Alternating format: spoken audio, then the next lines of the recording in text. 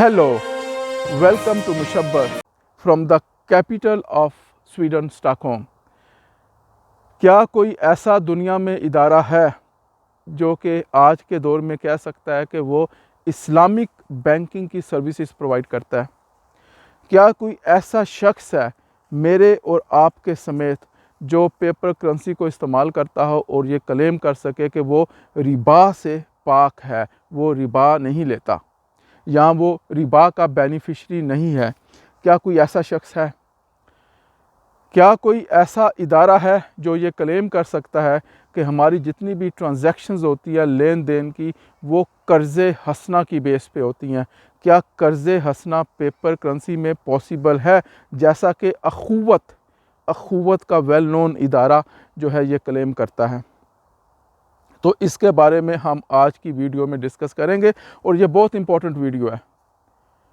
अगर आप एक ही लफ्ज़ में आंसर चाहते हैं तो आज दुनिया का कोई ऐसा इदारा नहीं है, कोई ऐसा शख्स नहीं है, कोई ऐसा बैंक नहीं है जो कि ये क्लेम कर सके कि हम रिबा से पाक हैं, या हम रिबा के बेनिफिशरी नहीं हैं, या हम जो है वो कर्ज़े हसना की बेस पे काम करते हैं।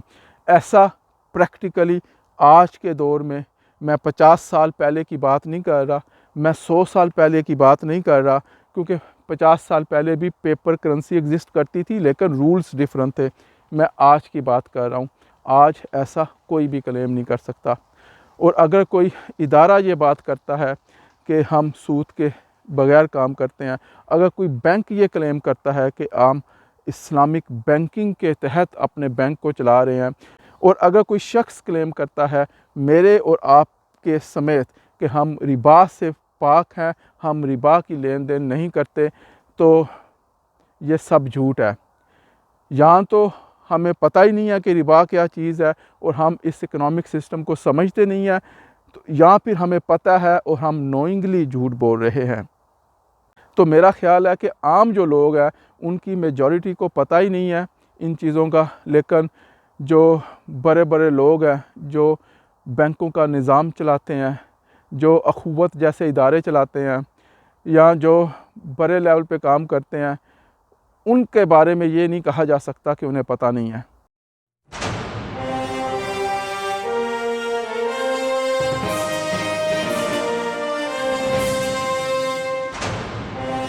उन्हें पता होना चाहिए। वो ये क्लेम नहीं कर सकते कि आज के दौर में कोई भी निज़ाम, कोई भी सिस्टम अगर वो पेपर करेंसी यूज़ कर रहा है तो वो रिबा से पाक है। मुझे ये पता है कि बहुत से मौलानाज़ हज़रात ऐसे हैं, सऊदी अरब में भी वो बैठे हुए हैं, जिन्होंने ये अनाउंस किया हुआ है कि जो पेपर करेंसी है वो 100% हलाल है और रिबा के बगैर पॉसिबल है। लेकिन ये सब कुछ गलत है, या तो उन्हें पता ही नहीं है, क्योंकि हमारे जो मौलाना हज़रात हैं उन्होंने कुरान मजीद तो पढ़ा हुआ है, उन्हें यह नहीं पता कि पाकिस्तानी रुपया या स्वीडिश करोना या US डॉलर या यूरो वो कैसे प्रिंट होता है, किन प्रिंसिपल्स के तहत उनकी प्रिंटिंग की जाती है और किस तरह उनका वजूद एग्जिस्टेंस में आता है। तो आज के दौर में जो पेपर करेंसी है, जब ये प्रिंट होती है तो ये सूद की बेस पे होती है, इसको सूद जो है वो बैकअप कर रहा है। जब भी सेंट्रल बैंक पेपर करेंसी को प्रिंट करता है, फॉर एग्ज़ाम्पल अभी कोरोना वायरस की वजह से पिछले सालों में मुख्तलिफ़ मुल्कों ने मुख्तलिफ़ किस्म के पैकेजेस अनाउंस किए, उसके लिए मनी प्रिंटिंग करनी पड़ी, सेंट्रल बैंक ने वो मनी प्रिंट की। लेकिन जब वो सेंट्रल बैंक ने मनी गवर्नमेंट के इदारों को वो प्रोवाइड की, वो दी, तो वो उस सूद की बेस पे दी, उस इंटरेस्ट रेट की बेस पे दी जो कि सेंट्रल बैंक ने ख़ुद ही डिसाइड किया हुआ है। तो कहने का मतलब ये है कि जब भी नई करेंसी वजूद में आती है, नई पेपर करेंसी वजूद में आती है, इलेक्ट्रॉनिक फॉर्म में या पेपर फॉर्म में, जब सेंट्रल बैंक उसको क्रिएट करता है तो वो हमेशा जिसको भी देता है वो इंटरेस्ट की बेस पे देता है।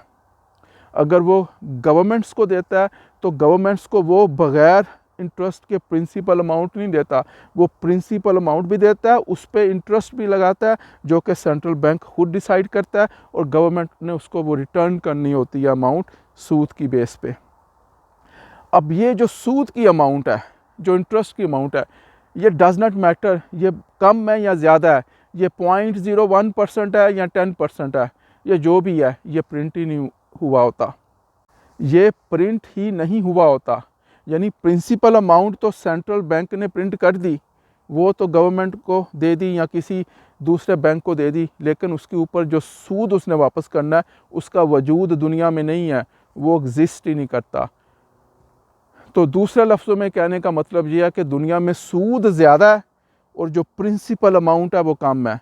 If you borrow the very first dollar into existence, and that's the only dollar that exists on the planet, but you promise to pay it back plus another dollar's worth of interest, where do you get the second dollar to pay the interest? The answer is that you have to borrow that one into existence and promise to pay it back with interest as well. So now there are $2 in existence, but you owe 4, and so on and so on. The result is there's never enough currency to pay the debt. There is always more debt in the system than there is currency in existence to pay the debt. Therefore, the whole system is impossible. It is finite. It will come to an end one day.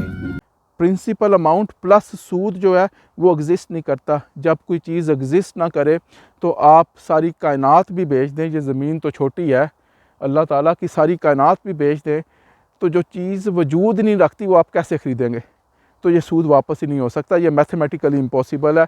तो इसलिए ये one way पे पूरा system चल रहा है। Basically मैं यहाँ आपको ये बताना चाहता हूँ कि जो पेपर करेंसी है उसकी क्रिएशन ही जो है ना वो सूद पे हुई है, और उसकी जो वर्थ है, सेंट्रल बैंक जो इंटरेस्ट रेट अनाउंस करता है, जैसे स्वीडन में 1.75% है, तो ये जो 1.7% का इंटरेस्ट रेट है, आप चाहे किसी से लेन देन करें ना करें, ये जो सूद है, ये जो रिबा है, इसकी वजह से आपकी जेब में जो स्वीडिश क्रोना पड़ा हुआ है उसकी वैल्यू, उसकी बाइंग पावर इस सूद की वजह से सेट है। आप दुकान पे जाते हैं, वहाँ से अंडा ख़रीदते हैं, डबल रोटी ख़रीदते हैं, कुछ भी ख़रीदते हैं, वो जो भी चीज़ आप स्वीडिश क्रोना से ख़रीदते हैं वो इसलिए ख़रीद सकते हैं कि उसके पीछे 1.75% सूद है, रिबा है। तो अगर आपने किसी को कर्ज़े हसना नहीं भी दिया, आपने किसी से लोन नहीं भी लिया, आपने किसी से कुछ भी नहीं लिया, आपने अपनी तनख्वाह जो ली है स्वीडिश क्रोना में, आपने 10,000 क्रोना अपनी तनख्वाह ली है, आप उस रिबा के डायरेक्ट बेनिफिशरी हैं जो कि सेंट्रल बैंक ने सेट की हुई है। तो आप डायरेक्टली रिबा के बेनिफिशरी हो गए, क्योंकि आप उस 10,000 क्रोना से जो आपने मेहनत मजदूरी करके कमाए, उससे जब आप दुकान पे जाके अंडा ख़रीदते हैं, वो अंडा इसलिए आपको मिल रहा है कि सेंट्रल बैंक ने उसके पीछे 1.75% सूद रखा हुआ है, रिबा रखी हुई है। तुर्की ने थोड़ी सी रिबा को कम करने की कोशिश की। आपको पता ही होगा कि तुर्की ने कुछ अर्सा पहले अपने सूद को कम करने की कोशिश की ताकि वो स्टेप बाय स्टेप उसको ख़त्म करे। उसकी करेंसी धड़ाम से नीचे गिर गई। उसकी क्या वजह है? उसकी वजह यह है कि आपकी करेंसी को जो बैकअप कर रहा है वो सूद कर रहा है। आपको सूद को ख़त्म कर देंगे। पाकिस्तान आज 15% सूद से 0% सूद कर देगा तो क्या होगा? आप दुकान पे जाके पाकिस्तानी रुपए से अंडा नहीं ख़रीद सकेंगे। वो जो 15% सूद है उसके आप डायरेक्ट बेनिफिशरी हैं। अगर आप उससे जाके अंडा ख़रीदते हैं या घर ख़रीदते हैं तो आप ये नहीं कह सकते कि हम रिबा के बेनिफिशरी नहीं हैं। तो आज के दौर में कोई भी शख्स, कोई भी इदारा, कोई भी बैंक अगर वो पेपर करेंसी में जो कि ग्लोबल इकोनॉमिक मॉडल के तहत क्रिएट की गई है, जो कि IMF की डिक्टेशन पे क्रिएट की गई है, उसको अगर वो इस्तेमाल करता है तो वो डायरेक्ट रिबा का बेनिफिशरी है। चाहे वो किसी को कर्जा दे या ना दे, या किसी से वो सूद पे लोन ले या ना ले, वो फिर भी उसका बेनिफिशरी है। तो ये तो बात मैंने आपको इसका तो प्रूफ दे दिया कि आप सब लोग जो हैं वो सूद के डायरेक्ट बेनिफिशरी हैं, इनडायरेक्ट भी नहीं है। अगर आपको नहीं पता था तो अब आपको पता लग गया। आपको किसी पे एतबार करने की ज़रूरत नहीं है। अल्लाह ताला ने आपको आँखें दी हैं, हाथ दिए हैं, पाँव दिए हैं, दिमाग दिया है, ख़ुद रिसर्च करके पता कर लें। अच्छा, दूसरी बात, क्या कर्ज़े हंसना पॉसिबल है पेपर करेंसी में? कर्ज़े हंसना तो ये होता है कि मैंने अगर किसी को एक पत्थर दिया तो उससे एक पत्थर वापस लूँगा। अगर मैंने उसको 1 ग्राम गोल्ड दिया तो 1 ग्राम गोल्ड वापस लूँगा। उससे ना कम वापस लूँगा, उससे ना ज़्यादा वापस लूँगा। पेपर करेंसी में क्या ये पॉसिबल है? अगर आप 100 साल पहले किसी को 100 रुपये देते हैं और 100 साल बाद आप उससे 100 रुपये वापस लेते हैं, तो क्या वो दोनों 100 रुपये सेम 100 रुपये हैं? उसके ऊपर भी 100 तो लिखा हुआ है, उसके ऊपर भी 100 लिखा हुआ है, लेकिन वो सेम नहीं है। ये लोगों को धोखा दिया हुआ है। आप 1 मिली सेकंड बाद, मैंने आपको 100 रुपया पाकिस्तानी रुपया या 100 स्वीडिश क्रोना आपको लोन देता हूँ, 1 मिली सेकंड बाद मैं वो 100 रुपया या 100 क्रोना आपसे वापस ले लेता हूँ। तो 100 की एक्सचेंज हुई, लेकिन ये भी कर्ज़ हसना नहीं है, इसमें भी रिबा ऑटोमेटिकली शामिल होगी। रिबा सिस्टम में बिल्ट इन है, क्योंकि in the long run currency की वैल्यू कम होती जा रही है, इसकी बाइंग पावर कम हो रही है। ये इसी तरह कि मैंने 1 किलो चीनी ली और उस डब्बे के ऊपर 1 किलो लिखा हुआ है, उसमें से 2 चमचे मैंने खा लिए। मैंने 1 किलो चीनी किसी से उधार ली, मैंने आपसे 1 किलो चीनी उधार ली, उसको खोला, पैकेट में 2 चमचे चीनी खा लिए, पैकेट को बंद किया, आपको चीनी वापस कर दी। चीनी के ऊपर तो 1 किलो ही लिखा हुआ है, जिस तरह पाकिस्तानी रुपए के ऊपर या स्वीडिश क्रोने के ऊपर जब आपने किसी को उधार दिए थे 100 लिखा हुआ था, जब लिए हैं उसके ऊपर फिर 100 लिखा हुआ है। इसी तरह जैसे कि चीनी का किलो का डब्बा है, उसके ऊपर 1 किलो लिखा हुआ है, लेकिन आपने चीनी बीच में से खा ली और वो डब्बा वापस कर दिया, लेकिन उसके ऊपर फिर भी 1 किलो लिखा हुआ था। तो यही मसाल है। इन्फ्लेशन जो है ये ख़ुद रबा की एक एग्जाम्पल है। सिर्फ मैंने पिछली वीडियो में आपको बताया कि रिबा की कई किस्में हैं, उनमें से एक सूद है। किसी भी चीज़ की कमी या ज़्यादती बग़ैर किसी रीज़न के, बग़ैर किसी मेहनत के की जाए तो वो सूद होता है। जो इन्फ्लेशन है ये भी रबा है। इसको आप नेगेटिव इंटरेस्ट रेट कह लें, कोई डिफरेंस नहीं है इन्फ्लेशन में और नेगेटिव इंटरेस्ट रेट में। तो इन्फ्लेशन जो है वो भी रबा है, और रबा को लोगों ने अपनी तरफ से खुद ब खुद उसकी ट्रांसलेशन कर ली हुई है कि रबा इक्वल टू इंटरेस्ट। इंटरेस्ट रबा है, लेकिन रबा की एक किस्म है, रबा का एग्जैक्ट मीनिंग नहीं है। रबा की और भी शक्लें हो सकती हैं, उनमें से एक इन्फ्लेशन है। तो इम्पोर्टेंट मैसेज ये है कि पेपर करेंसी में आप कर्ज़ हसना जो है उसको मैनेज ही नहीं कर सकते। तो कोई इदारा जैसे ख़ुव्वत अगर ये क्लेम करता है कि वो कर्ज़ हसना की बेस पे काम कर रहा है, तो उसकी 2 सूरतें हैं। या तो वो लोग जाहल हैं, उनको पता ही कुछ नहीं है, या वो झूठ बोल रहे हैं।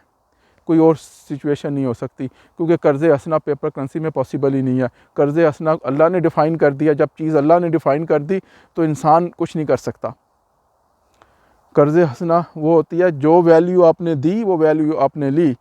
अगर मैंने 100 साल पहले आपको 1 लाख क्रोना दिया, उसका एक घर आप ख़रीद सकते थे, तो 100 साल बाद जब आप मुझे कर्ज़ हसना वापस करेंगे तो वो वैल्यू वापस करेंगे जिससे एक घर आए, ना कि जिससे आप जो है ना वो एक चारपाई भी ना आए या एक बेड भी ना आए।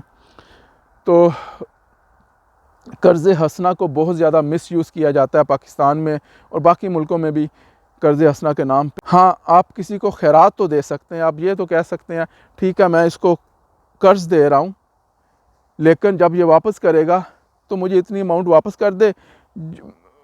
मैं ये कर्ज़ हसना नहीं है, लेकिन कोई बात नहीं, मैं इसको खैरात समझ के दे रहा हूँ। तो मैंने अपने किसी दोस्त को अगर 1 लाख क्रोने दिए, उसके बाद 2 महीने बाद 1 लाख क्रोने वापस कर ली, उसने मुझे वापस कर दिए, तो इसको आप कर्ज़ हसना नहीं कह सकते। इसको आप ये कह सकते हैं कि मैंने लॉसेस बर्दाश्त करते हुए अपने दोस्त की मदद की, लेकिन इसको हम कर्ज़ हसना नहीं कह सकते। कर्ज़ हसना से इसकी एग्जांपल भी नहीं दे सकते, क्योंकि अगर आप कर्ज़ हसना को इस तरह डिफ़ाइन करने लगे तो पूरी दुनिया का निज़ाम धर्म भरम हो जाएगा। तो कहने का मतलब ये है कि आज के दौर में अगर आप पेपर करेंसी को इस्तेमाल कर रहे हैं, तो पेपर करेंसी की जो क्रिएशन हुई है उसके पीछे जो फंडामेंटल्स हैं उसमें सूद रिबा बिल्ट इन है।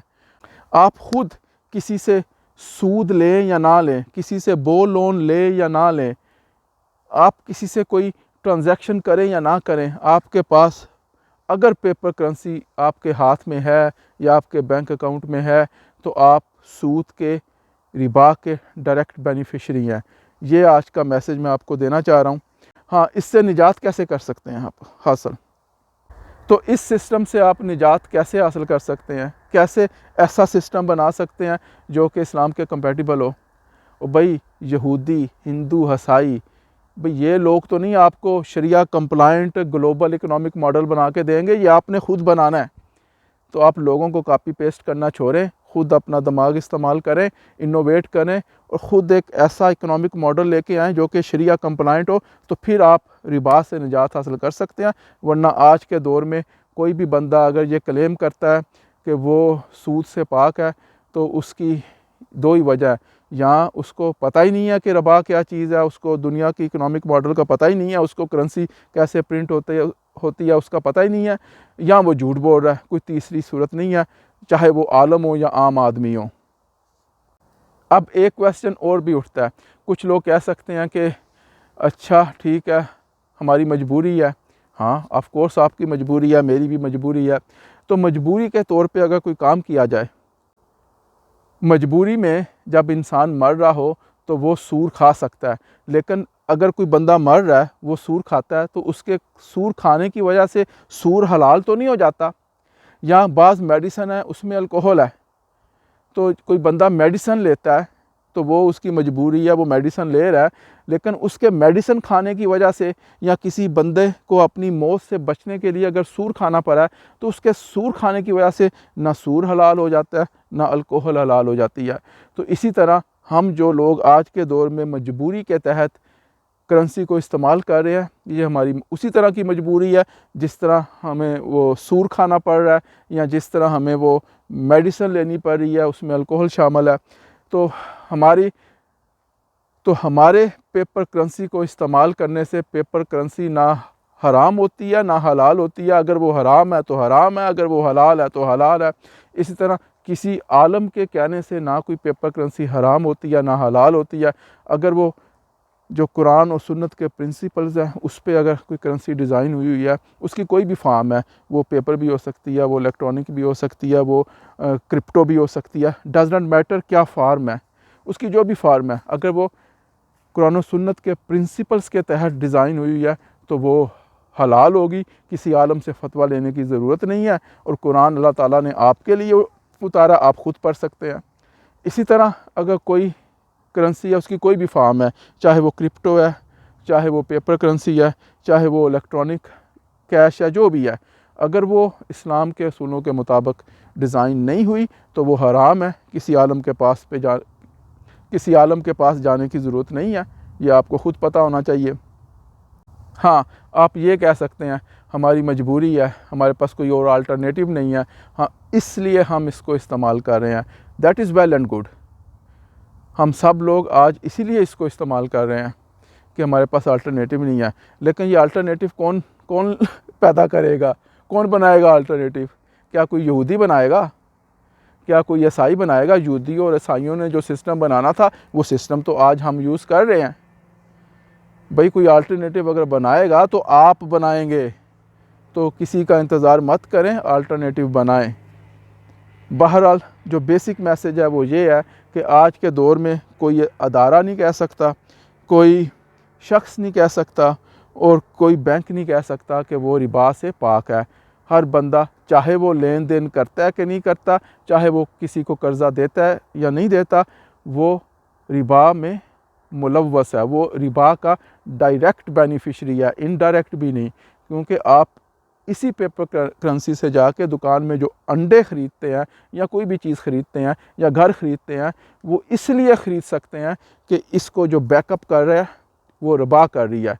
अगर वो रिबा पीछे से हट जाए, इंटरेस्ट रेट हट जाए, तो करेंसी की वैल्यू ज़ीरो हो जाएगी, जैसे तर्किश लीरा की ज़मीन पे जा रही थी वैल्यू। तो यही है मैसेज मेरा आज सबको। थैंक यू, अल्लाह हाफिज़।